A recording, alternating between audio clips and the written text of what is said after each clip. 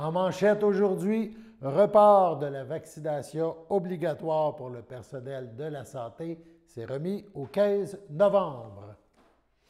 Bonjour à tous et bienvenue à votre bulletin d'information sur les ondes de CTRB, votre télévision locale et régionale, aujourd'hui le 13 octobre.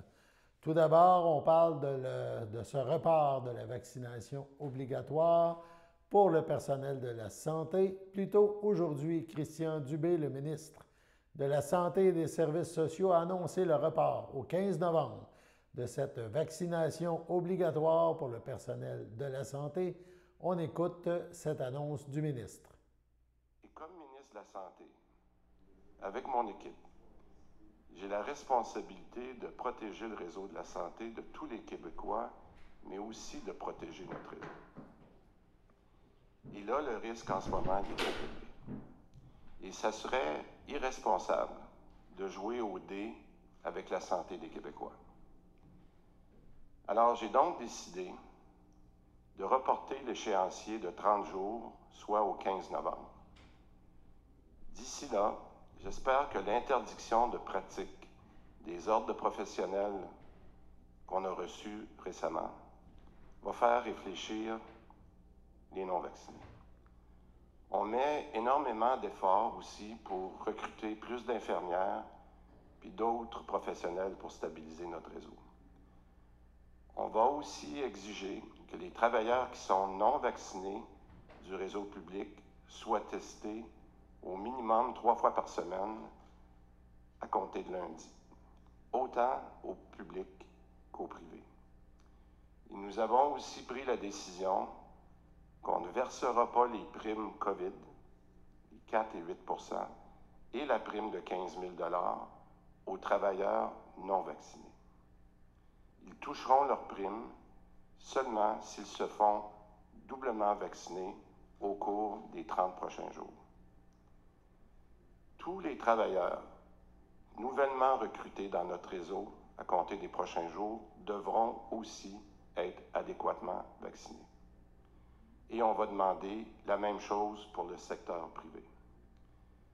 Pour ce qui est des personnes vulnérables, particulièrement en CHSLD ou RPA ou dans les ressources intermédiaires, on est en train de leur donner une 3e dose, comme vous savez. On espère aussi vacciner les enfants de 5 à 11 ans dans les prochaines semaines. Avec tous ces critères-là, nous avons pris la décision difficile hier soir de reporter la mise en application du décret dans le réseau de santé au 15 novembre. On veut entre autres donner, et ça c'est important, on veut donner une dernière chance aux non-vaccinés, un temps supplémentaire pour se faire vacciner à la lumière des informations qu'on a eues cette semaine. Et je vous dirais, je le répète, cette décision a été prise après plusieurs longues rencontres et de nombreuses visites dans nos installations où j'ai consulté énormément de gens sur le terrain, qui travaillent sur le terrain, reconnaître leurs conditions difficiles en ce moment et les écouter. Et je le répète, les différents scénarios qu'on nous a montrés étaient trop lourds de conséquences pour notre réseau. On pourra en parler avec le docteur O'Patterney tout à l'heure. Je vais vous le dire, je le dis souvent, il faut être honnête, il n'y en a pas de solution parfaite. Mais je sais que cette décision peut paraître très frustrante pour les travailleurs de la santé qui sont déjà vaccinés. Je l'ai entendu. Elle peut paraître aussi frustrante, choquante pour les utilisateurs du réseau qui veulent un environnement sécuritaire. Mais elle peut paraître aussi difficile pour tous les Québécois qui se sont fait vacciner et qui, eux, respectent les consignes sanitaires depuis le début. Par contre, je veux être très clair. On veut appliquer le principe de la vaccination obligatoire pour les travailleurs de la santé, mais pas aux dépens de notre capacité à soigner nos citoyens. Alors, dans les circonstances, le report de l'échéancier de 13 jours est la meilleure des solutions parmi des choix difficiles qui s'offraient à nous. Le ministre Dubé parle ensuite des différentes implications découlant de cette décision. On écoute à nouveau le ministre. Moi, je suis encore plus motivé avec notre équipe de livrer la marchandise sur les changements de culture que l'on veut faire dans le réseau. Et même si on avait accepté que le personnel vacciné avec une seule dose, je vous ai communiqué des chiffres un petit peu avant le point de presse, on perdait plus de 14 000 personnes. Et même en acceptant certains assouplissements qu'on a vus dans les différents scénarios, on pouvait peut-être perdre 10, 12 000 personnes, dépendamment des scénarios qu'on faisait par région ou par type d'installation. Et quand on est arrivé, moi, dans la zone de 12 000 personnes, ce que ça m'a rappelé, c'est comme si on revivait le pire de la première vague de la COVID-19 dans notre réseau de santé où on avait 12 000 travailleurs absents.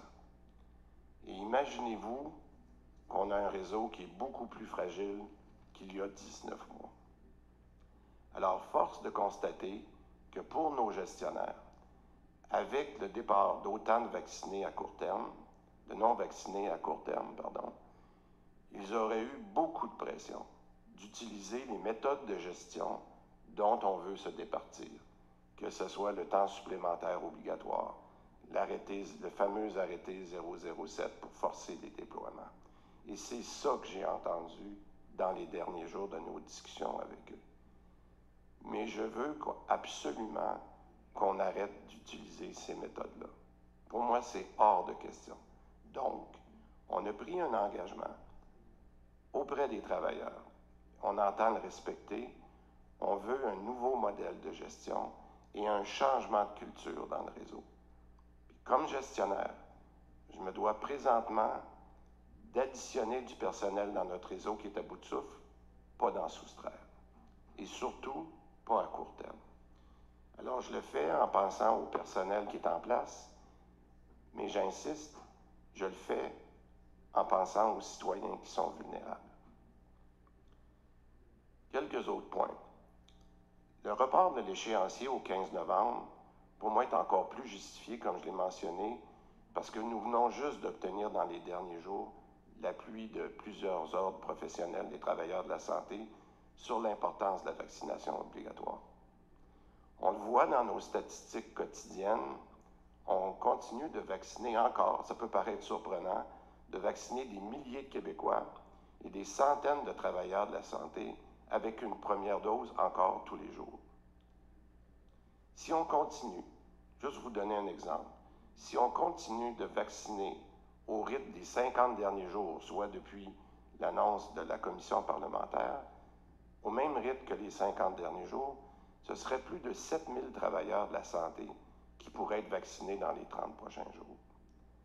Puis moi, je pense qu'on peut faire au moins ça. Alors, je tiens absolument à prendre un moment pour remercier nos partenaires. Il y en a plusieurs, mais particulièrement le Collège des médecins, l'Ordre des infirmières, l'Ordre des infirmières auxiliaires, l'Ordre des pharmaciens et plusieurs autres qui nous ont aidés et avec qui on a discuté dans les dernières semaines. Maintenant, pour la sécurité dans nos milieux de vie. Je sais que ça peut peut-être inquiéter des usagers et des travailleurs de la santé qui sont vaccinés d'avoir des employés non vaccinés dans le réseau de la santé. Ça aussi, je l'ai entendu. Mais sachez qu'on ne relâchera pas la sécurité dans nos milieux de soins, dans nos milieux de vie, autant pour les employés que pour les usagers. Et je rappellerai qu'on va maintenir l'obligation des visiteurs et des proches aidants d'avoir un passeport vaccinal lorsqu'ils entreront dans les hôpitaux, les CHSLD, les RPA et nos ressources intermédiaires. En conclusion, je le rappelle, la vaccination obligatoire pour les travailleurs du réseau, c'est la bonne décision. Cependant, on est réaliste et on prend la pleine mesure de la situation actuelle et de nos engagements, comme je l'ai mentionné, envers nos travailleurs de la santé. Il est primordial pour nous de protéger notre réseau et nos différentes clientèles. Se donner un délai de 30 jours est donc raisonnable et approprié dans les circonstances. Mais je veux vous assurer que nous allons surveiller l'évolution et la situation de très près. Voilà pour le ministre. Allons à la pause. Dès 9h30, nos téléspectateurs sont invités au Super Bingo télévisé diffusé de nos studios de Berthierville. Depuis maintenant une vingtaine d'années, plusieurs adeptes de la télévision régionale se sont partagés un montant de 600 $ disponible chaque semaine lors de cette joute de bingo télévisé. Un animateur et 3 bénévoles se succèdent à la caméra dans le but de vous faire passer une petite heure agréable et payante le samedi matin. On peut se procurer les cartes de jeu chez les dépositaires autorisés participants, c'est-à-dire à Berthierville, le dépanneur Formule 1 rue Gilles Villeneuve, le marché IGA Extra sur la rue Gabriel-Brissette, le marché Métro rue Notre-Dame, la pharmacie Proxime rue Frontenac, le garage Pétroté sur la rue Gilles Villeneuve et à Saint-Ignace-de-Loyola, le marché Aldo rang Saint-Michel, le dépanneur Le Magasin Esso sur le chemin de la Traverse. C'est un rendez-vous tous les samedis matins à 9h30 sur les ondes de CTRB, votre télévision régionale et communautaire.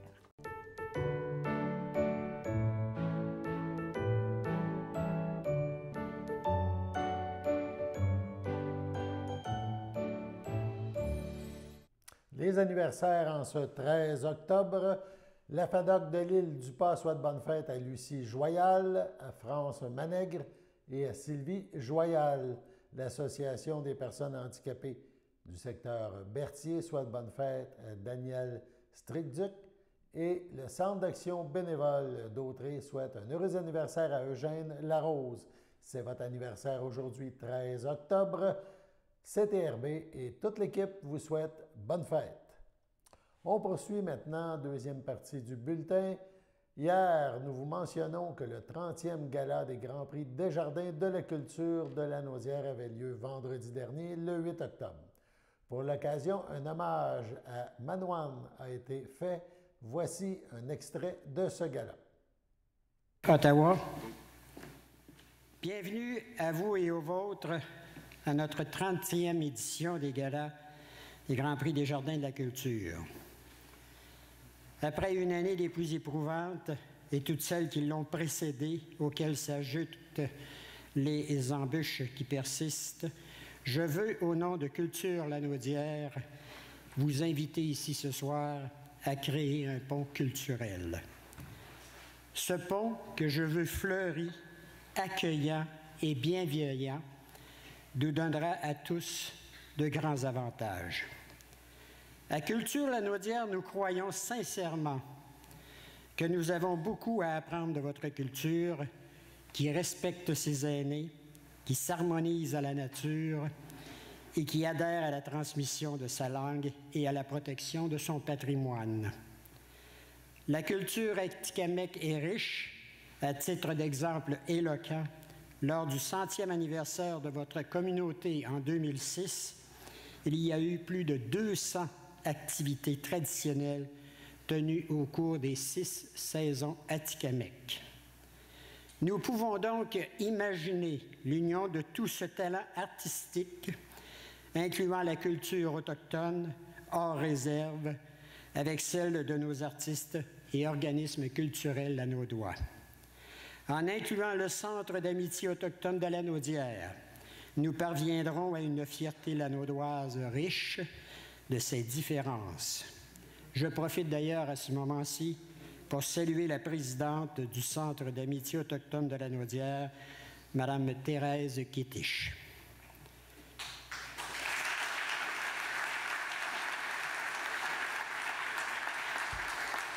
À Culture Lanaudière, nous avons l'intention de faire rayonner la culture autochtone avec ses émotions, son rythme et son influence. Votre histoire, chef Ottawa, est forte.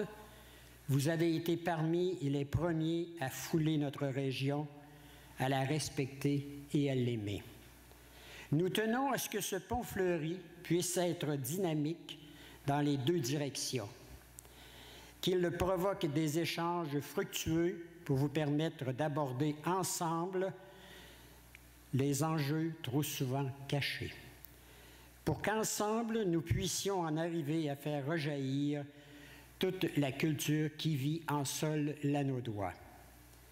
C'est avec enthousiasme qu'au nom du Conseil d'administration de Culture Lanaudière, je vous intronise au Temple de la renommée des arts et de la culture de Lanaudière à titre de bâtisseur culturel.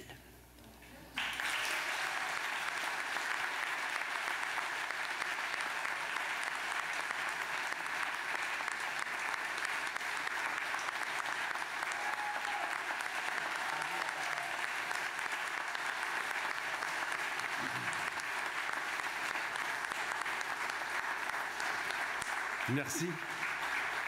Merci beaucoup. C'est un homme heureux qui s'adresse à vous ce soir, car j'ai l'insigne honneur de recevoir ce privilège de voir ma communauté être intronisée au temple de la renommée, de la culture, du Conseil aux arts. Comment ça s'appelle déjà? Au Conseil des arts et de la culture de Lanaudière. Enfin, Manawan obtient ses lettres de noblesse.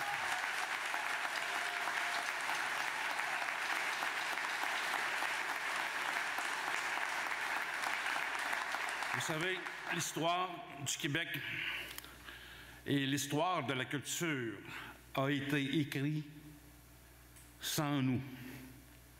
Nous étions absents et complètement effacés de la mémoire collective. Mais tout ça, c'est du passé. Ce genre d'activité qui assure le rayonnement de la culture atikamekw à travers la région de Lanaudière représente beaucoup pour les artistes et les artisans de ma communauté. Et j'aimerais remercier tous ceux qui ont présenté notre candidature pour être intronisés au Conseil des arts et de la culture de Lanaudière. Et j'aimerais aussi remercier les gens qui ont cru en notre candidature, puis qui ont encouragé, puis finalement voté pour que nous soyons intronisés. À nouveau, merci encore, et puis merci de m'avoir invité à cette très, très belle soirée. Miigwech. Vous avez entendu tour à tour Jean-Pierre Corneau, le président de Culture Lanaudière et le chef de la réserve de la Manoine, M. Ottawa. De plus, un nouveau prix s'est ajouté lors de ce gala, soit artiste autochtone, et la récipiendaire de ce prix fut Marie-Claude Nekwando. On poursuit au niveau culturel. Le Café culturel de la Chasse-Galerie à Lavaltrie présentera 3 spectacles la fin de semaine du 14 octobre. Voici donc, en rappel, notre entrevue avec Philippe Cyr-Pelletier, DG de l'organisme. On l'écoute. Donc, on revient encore avec des spectacles qui vont être fin de semaine variée, la fin de semaine du 14 octobre, avec différents spectacles. Vous me parler de ces spectacles. Oui, exactement. Le week-end du 14, 15, 16 va être très occupé à la Chasse-Galerie. Puis, je suis content parce que d'ailleurs, les 3 spectacles qu'on présente sont tous de disciplines variées. Alors, c'est important pour nous de présenter sur scène des artistes de différentes disciplines. Et il y en a une qu'on développe depuis quelques mois maintenant, qui est le conte. Okay. Alors, le spectacle qu'on présente cet automne, c'est Martha Sens. Alors, son nom complet, c'est Martha Sens de la Calzada. C'est une immigrée qui est arrivée au Québec en 1969, qui provient d'une Espagne franquiste. Et donc, elle a été tout d'abord enseignante en Abitibi-Témiscamingue. Et rapidement, elle s'est impliquée dans le milieu culturel en travaillant sur des œuvres théâtrales, poétiques, artistiques de toutes sortes. Okay. Elle est profondément latine, elle est intense, puis les œuvres qu'elle choisit abordent des sujets très engagés, dénoncer les injustices, elle va prôner l'égalité des êtres humains, l'égalité des peuples, des sexes et des classes. Et le spectacle qu'elle vient nous présenter s'appelle « Sur les rives de Wabakin ». Okay.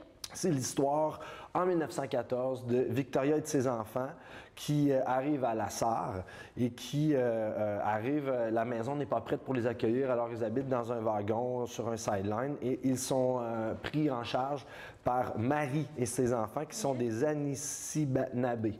OK. Donc, c'est un conte qui est l'issue, en fait, d'une résidence artistique qu'elle a faite en co-écriture avec Robert Seven Crows. OK. Et ce conte-là imagine la rencontre de deux cultures, celle autochtone et celle allochtone. Le spectacle raconte, entre autres, là, des transformations qui sont dues à l'occupation du territoire, évidemment, et l'impact de l'ouverture de celui-ci sur les non-autochtones. Alors, très important, très intéressant et d'actualité. Tchakacha, tchakacha, tchakacha. Faisait les roues du train sur les rails. Les enfants regardaient par la fenêtre et voyaient passer des gens, des animaux, des maisons, des villages que les trains laissaient derrière eux. Victoria pense à ses parents. Elle a passé quelques jours ensemble avec eux avant de prendre le train. Elle et sa mère ont fait des tonnes de sandwichs pour le voyage, rempli une malle avec un peu de vaisselle, quelques casseroles, des couvertures, fait les valises avec les linges des enfants. Sa mère a même rajouté une poche de fleurs, une canne de graisse, une poche de bines, une canne de mélasse, une canne de beurre d'arachide. Comme ça, a-t-elle dit, si jamais tu as trop la nostalgie. Ensuite de ça, le lendemain, on a Nick Gignac. Nick Gignac, c'est une performance de magie. Tu vas voir, c'est assez complexe même à expliquer qu'est-ce que c'est comme tel. Alors, je vais faire de mon mieux. Une performance de magie qui est toute empreinte musicalement des classiques de la musique rock des années 80-90. Nick Gignac, on a pu le voir comme coach expert à l'émission La magie des stars à TVA et dans le rôle de Gao dans la comédie musicale Les Fantastics. Alors, c'est son premier one-man show. Ce gars-là, il est guitariste, illusionniste, mentaliste et son spectacle présente un univers où c'est allie fascination, humour, nostalgie musicale. On nous promet même des animaux exotiques et du Bon Jovi, du AC/DC, du Metallica et du Def Leppard. OK. Je pense que c'est un spectacle qu'il faut voir pour le croire. Mais avec tout ça, essayons de s'imaginer un amalgame. Puis c'est ce que Nick Gignac nous propose. Mais comme je vous dis, je pense qu'il faut le voir vraiment. C'est intriguant. Exact, oui. Et le surlendemain, ou du moins le 16 octobre, on vous présente Flore Laurentienne. Flore Laurentienne, c'est Mathieu David Gagnon. Okay. Lui, il a une formation en guitare classique au collégial. À l'université, il est allé étudier l'écriture à l'Université de Montréal. Il a gradué en 2010. Il est allé passer 3 ans en France, où il a continué d'étudier l'écriture, l'orchestration au Conservatoire d'Aubervilliers, à Paris. Puis il a gagné des prix, plusieurs prix, fugue, contrepoint, harmonie. Tu sais, on est vraiment, encore une fois, dans un univers plus classique. Okay. Mais il travaille depuis longtemps, en fait, dans l'ombre de plusieurs projets remarquables. Il a travaillé notamment sur les chansons de Claude Pelgag, sur l'opéra rock des Hôtesses d'Hilaire. Et là, maintenant, il fait maintenant, entre autres, il fait ses propres compositions sous le pseudonyme Flore Laurentienne. Okay. C'est un projet de musique instrumentale qui rend hommage à la diversité et la beauté du paysage québécois. Donc, on comprend un peu d'où vient le nom. On peut s'imaginer dans un film Technicolor où on voit des images de floraison printanière, des paysages grandioses à l'arrière. Okay? Donc, encore une fois, c'est une musique d'ambiance. Okay. Ce qui est particulier avec ce projet-là aussi, c'est que c'est un mélange qui est étrangement naturel entre des orchestres à cordes et des synthétiseurs des années 60 et 70. Alors, le projet sur scène, c'est 7 musiciens, un chœur de 3 musiciens instrumentistes et un quatuor à cordes. Okay. Alors, c'est vraiment éclaté. Je trouve ça très intéressant parce qu'on voit dans les derniers temps au Québec beaucoup d'espace puis aussi de popularité pour de la musique qui est plus instrumentale. Tu sais, Jean-Michel Blais, par exemple. Donc, ça, c'est une version semblable, mais plus en quatuor à cordes, plus d'instrumentation finalement. Alors, on vous invite pour Flore Laurentienne le 16 octobre et c'est 25 $ en salle. Super, donc ça va être un beau week-end. On va regarder justement des extraits des 3 spectacles qui vont avoir lieu. Parfait, je vous remercie. Voyez le spectacle La magie du rock avec Nick Gignac, de Bon Jovi à AC/DC, en passant par Metallica et Def Leppard.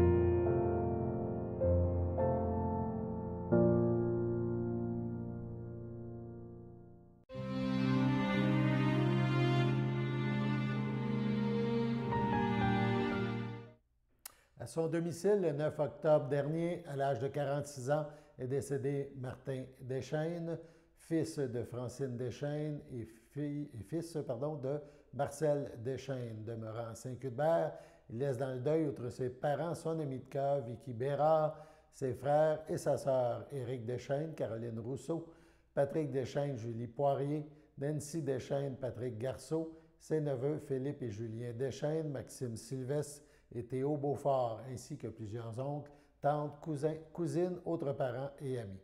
La famille vous accueillera vendredi, le 22 octobre, dès 19h, au complexe funéraire Thériault à Berthierville. Suivra une cérémonie à la chapelle du complexe à 21h. Passons maintenant à la météo.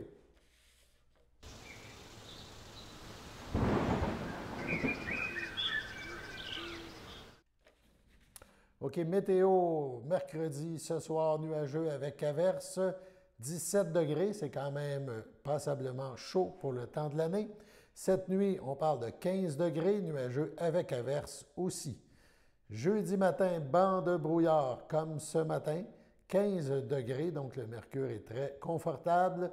En après-midi, ciel variable, le soleil revient, le mercure touchera 20 degrés. Demain, jeudi soir, nuageux avec éclaircies, mercure à 16 degrés. Dans la nuit, possibilité d'averse, donc, mais encore du temps très chaud pour le temps de l'année. On parle de 15 degrés dans la nuit de jeudi. Voilà, c'était vos informations sur CTRB, votre télévision locale et régionale. Alain Bellumeur au pupitre qui vous invite à être des nôtres demain pour la prochaine édition du bulletin à CTRB. Bonne fin de journée.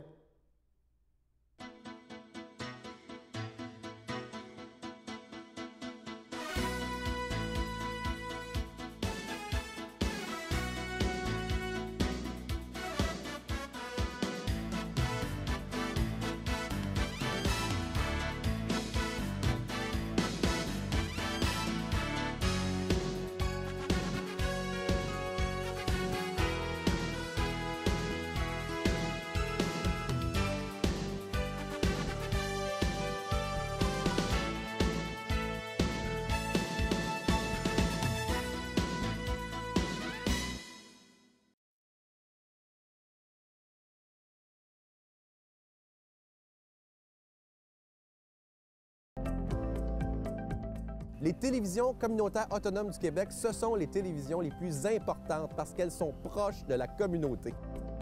On veut encourager des gens qui parlent de ce qui nous intéresse, mais aussi qui participent au développement local.